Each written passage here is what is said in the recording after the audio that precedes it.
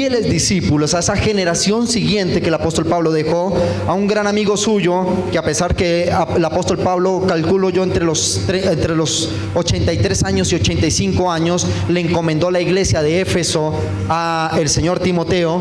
Y pues Timoteo, un joven, no tengo preciso, pero sí menor de los 30 años, un tipo joven como para ejercer el ministerio y entregarle una iglesia tan grande y tan consolidada como Éfeso. Pero Pablo lo halló fiel, y Pablo dijo: estoy seguro que lo que levanté desde niño, desde pequeñito, porque el apóstol Pablo conoció la familia de Timoteo desde chiquitico, desde bebé.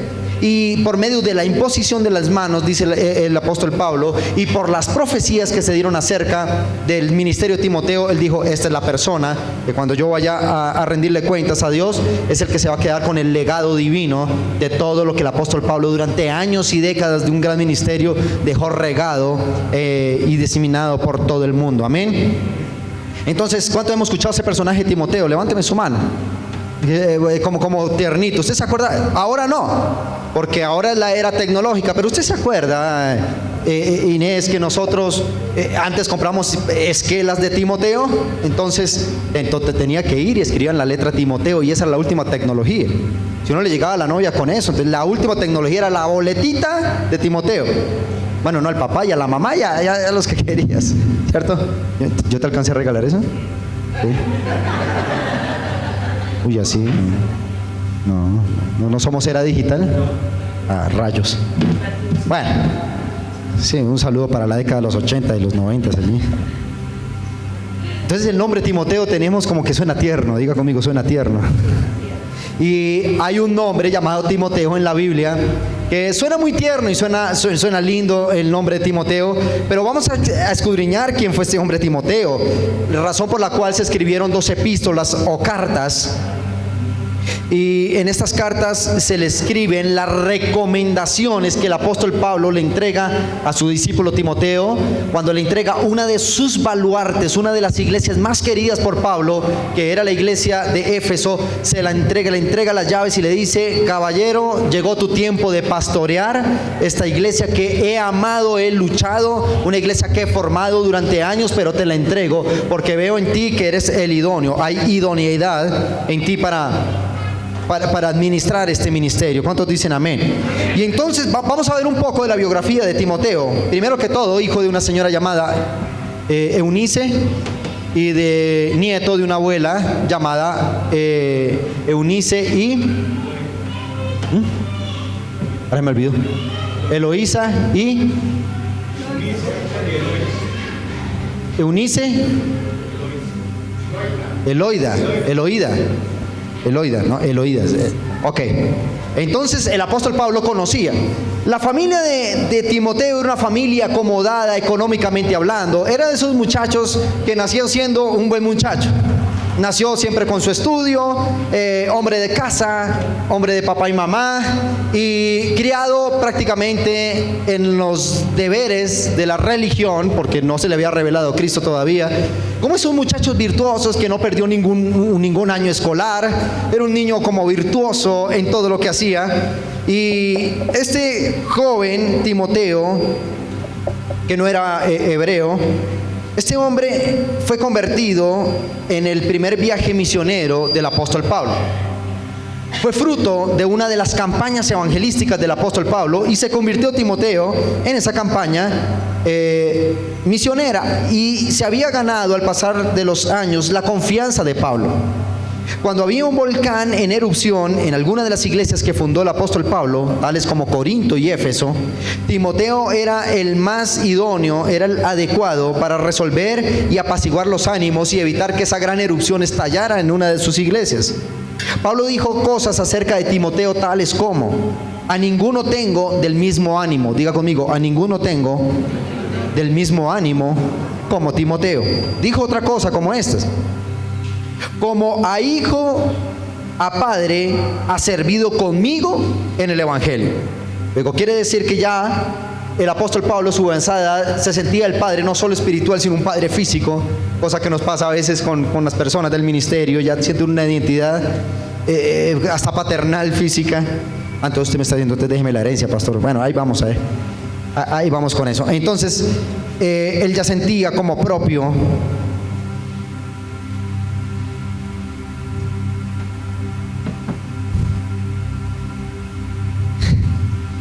él ya sentía como propio el ministerio de Timoteo.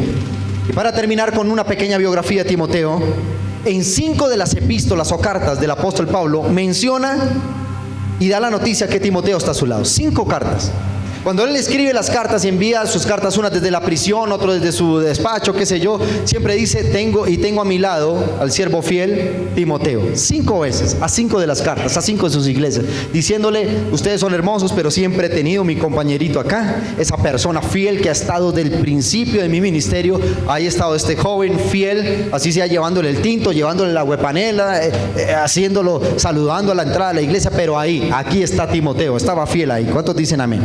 Entonces pasó el tiempo y el apóstol Pablo sintió que ya su partida con el Señor se aproximaba, y él tenía que aproximar y acelerar los tiempos ministeriales y decir, yo tengo que dejar mi legado, personas sólidas al que yo les pueda confiar el trabajo, que les pueda confiar la iglesia, y qué mejor que el señor Timoteo, este joven.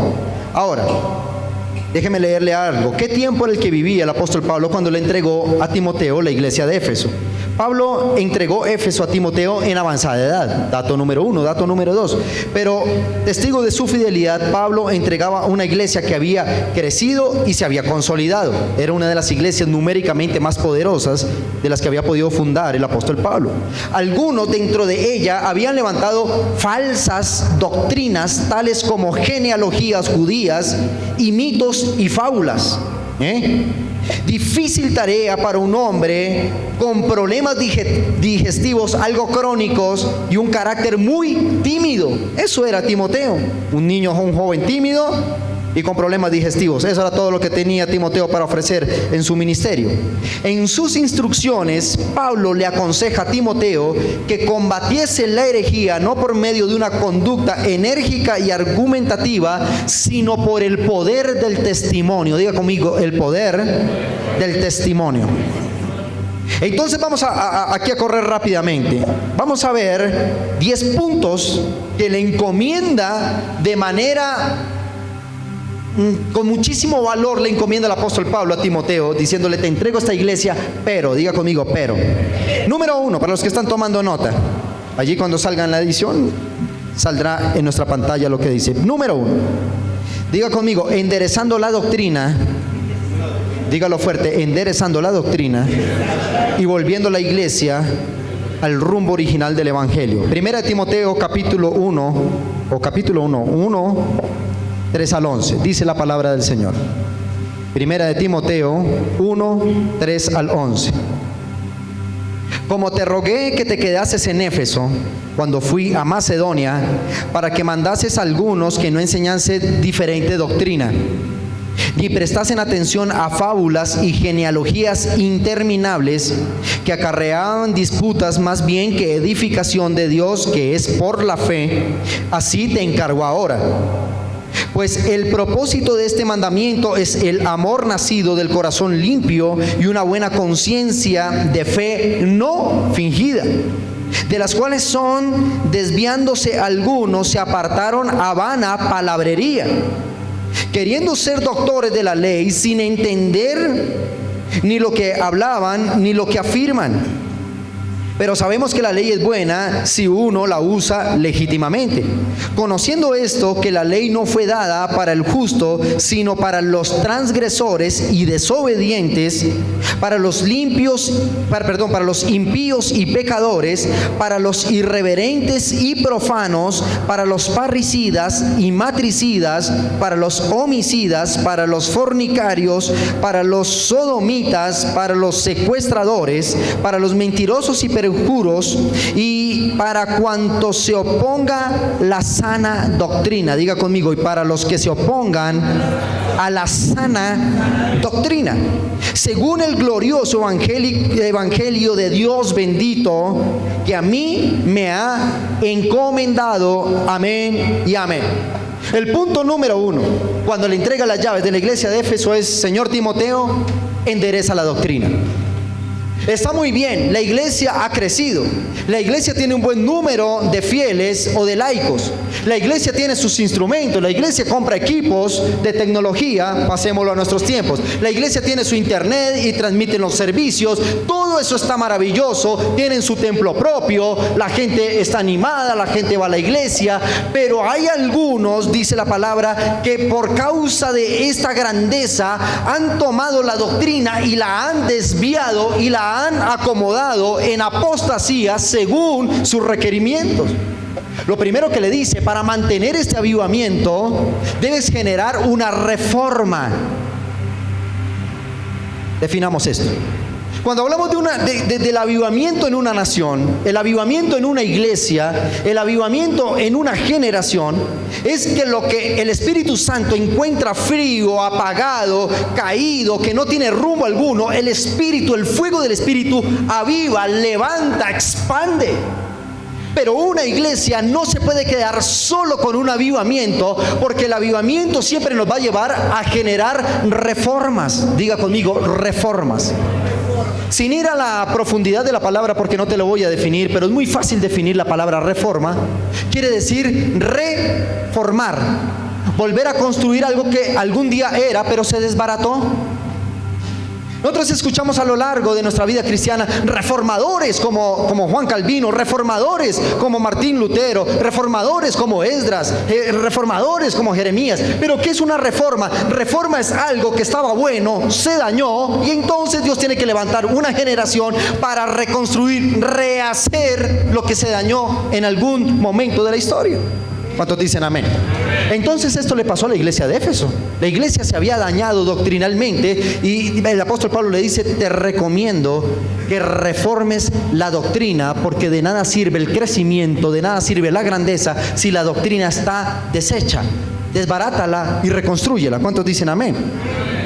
Entonces, número 1, enderezando la doctrina. ¿Cómo se mantiene un avivamiento y cómo se genera una reforma? Enderezando la doctrina y volviendo al rumbo de la iglesia original en el evangelio. Número 2, le encomienda lo siguiente. Primera de Timoteo 1, 18 al 20. Dice la palabra del Señor: este mandamiento, hijo Timoteo, te encargo, para que conforme a las profecías que se hicieron antes en cuanto a ti, milites por ellas en la buena milicia, manteniendo la fe y buena conciencia, desechando la cual naufragaron en cuanto a la fe algunos, de los cuales son Himeneo y Alejandro, a quienes entregué a Satanás para que aprendan a no blasfemar. ¡Wow! Diga conmigo, autoridad espiritual. Número 2, ¿qué es lo que le encomienda el apóstol Pablo a Timoteo cuando le entrega a Éfeso? Número 2, manteniendo la doctrina y creyendo en el ministerio que se le ha encomendado. Levante su mano derecha y diga conmigo: debo creer y tengo que creer en el ministerio que me ha sido encomendado. ¿Qué le dice el apóstol Pablo? Para que reformes una iglesia que se deformó, debes tener en cuenta las profecías que se hicieron en cuanto a ti, para que milites por ellas en la buena milicia, manteniendo la fe y la buena conducta. El secreto de un buen ministerio es cuando tú crees en lo que Dios te mandó a hacer. El ejercicio ministerial tiene que ver con gente que cree en la asignación, cual sea cantar, sea predicar, recibir la gente, el ministerio de la reconciliación, como lo dijo el apóstol Pablo. Cualquiera sea su ministerio o nuestro ministerio, se debe creer, porque el apóstol Pablo tuvo que advertirle a un muchacho que le iba a entregar una mega iglesia, diciéndole: habrán algunos que no van a creer en ti por tu temprana edad, no tengas en poco tu juventud. Dicen amén. Y estaba diciendo: tú eres joven, pero hay autoridad porque se profetizó de ti y se te impusieron las manos para que así seas un joven, tengas autoridad para reformar una de mis mejores y más preciadas iglesias. ¿Cuántos dicen amén? Número 1, diga conmigo: enderezando la doctrina. Número 2, creyendo en el ministerio que Dios me ha dado. ¿Cuántos tienen aquí un ministerio? ¿Y cuántos creen en su ministerio? Wow, apláudale fuerte al Rey de Gloria. Número 3, Primera Timoteo 2, 1 al 3, dice la palabra: exhorto ante todo que se hagan rogativas, oraciones, peticiones y acciones de gracias. Repita conmigo: que se hagan rogativas, oraciones, peticiones y acciones de gracias por todos los hombres, por los reyes y por todos los que están en eminencia, para que vivamos quieta y reposadamente en toda piedad y honestidad. Diga conmigo: para mantener un avivamiento y generar una reforma, número 3, hay que mantener la iglesia en oración y comunión constante con Dios. ¿Sabes qué le pasaría a la iglesia de Éfeso? Se convirtió en una congresomaniática donde hacían miles de eventos, pero nada pasaba. Y se había acabado la oración, y se acabó el ayuno, y se acabó la intercesión, y se acabó la intimidad. No sé, se enamoraron de la grandeza, se enamoraron del crecimiento, pero dejaron lo fundamental que sostiene un avivamiento y genera reformas: la oración de la iglesia. Entonces, número 3, el apóstol Pablo le dice: ahora te encomiendo que vuelvas a reformar a la iglesia que se deformó en la oración y la búsqueda de la presencia de Dios.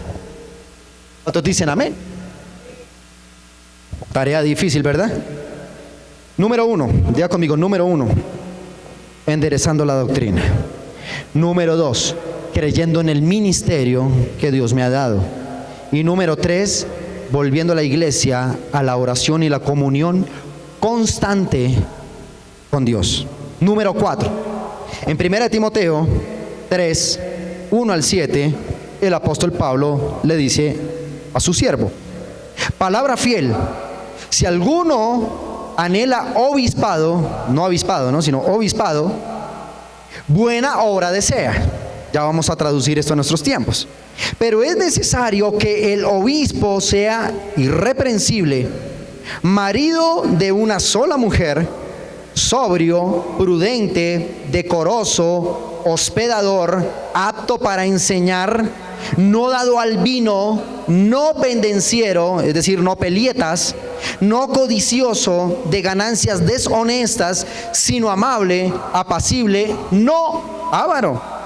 Que gobierne bien su casa. Diga conmigo: que gobierne bien su casa. Que tenga a sus hijos en sujeción con toda honestidad. Pues el que no sabe gobernar su propia casa, ¿cómo cuidará de la iglesia de Dios? No un neófito, no sea que envaneciéndose caiga en la condenación del diablo.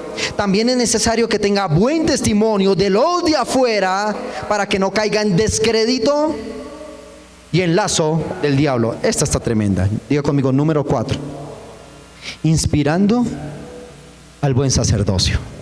Sí que he tocado este tema últimamente, cuando lo hemos escuchado. Porque un buen sacerdocio, número 1, el sacerdocio o deja generaciones sanas evidenciadas en el Espíritu, o masacra el propósito de Dios sobre la tierra a través de un mal sacerdocio. ¿A quién le estaba hablando aquí? A los obispos, a los pastores, a los de la mayor jerarquía de la iglesia en Éfeso. Sí, un muchacho de 20 y tantos de años tenía que llegar a exhortar a las vacas gordas de Éfeso. ¡Wow! ¿Y qué le estaba diciendo? Diles que sean de una sola mujer, que no tomen vino, que no sean parranderos, que sean amables, que sean apacibles, que no sean ávaros, que no se lucren con el ministerio avaramente. ¿Qué otra cosa dice? Que sepa gobernar su casa, que levanten generaciones sanas. Ese es un palo que acá me estoy dando yo, porque en este caso, tiempos actuales, yo soy el obispo, soy el pastor de la iglesia junto con mi esposa. Y el apóstol Pablo, número 4, le dice: inspira a la gente al buen sacerdocio. Diga conmigo: inspira a la gente al buen sacerdocio. Al final de esto le dice: también es necesario que tenga buen testimonio de los ¿de dónde? Diga conmigo: dile a los jerarcas de la iglesia que no sean santurrones en la iglesia y por fuera, que sean de buen testimonio, no en la iglesia. ¡Ay, pastor tan lindo que predica, el flaco se ve tan lindo ahí! Pero ¿cómo me trata la gente de afuera? ¿Qué dice la gente de mí de fuera? ¿Qué dice el cliente? ¿Qué dice el proveedor? ¿Qué dice el vecino? La evangelio